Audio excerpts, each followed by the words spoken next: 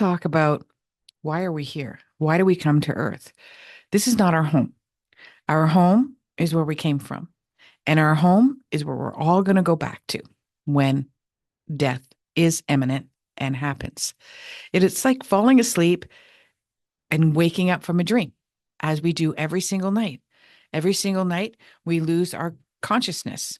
We're not in touch with what we're feeling, what we're thinking, what we're doing, how our body is moving or not moving, any pain we're in, physically, emotionally, or intellectually, psychologically, right? This is what death is like. So, why do we come to Earth? And why is there such imminent dangers all over the place?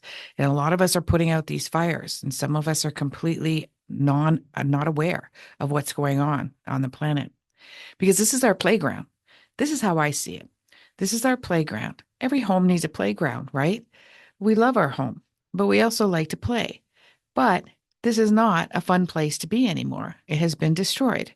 And it's not the planet itself. It will regenerate itself within weeks if we would just leave the playground alone.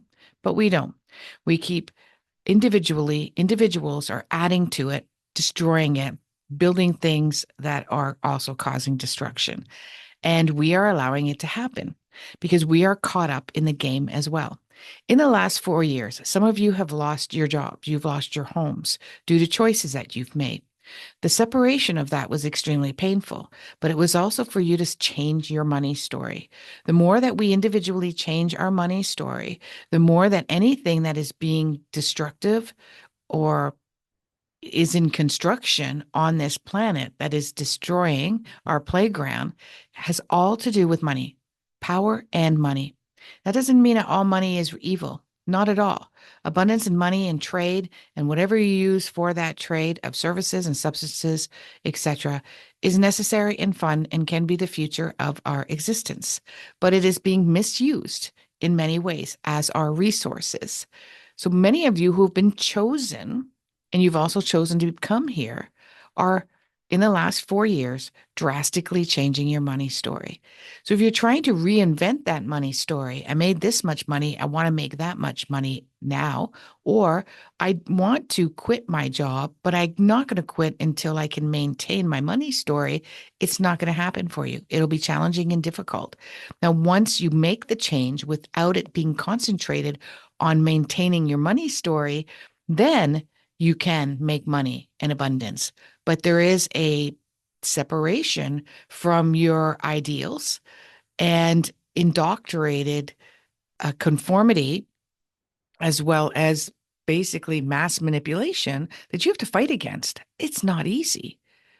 It's not easy, and it may seem also impossible. I can't lose my house. I can't move away from the neighborhood. My kids are going to a certain school. This is where my family are. My friends are here. I've got to keep up with the Joneses. I don't want to live in a 900 square foot box. All those things I did. Okay. In fact, it's a 600 square foot house that I'm in. And it can be done. I know it can be done because I did it.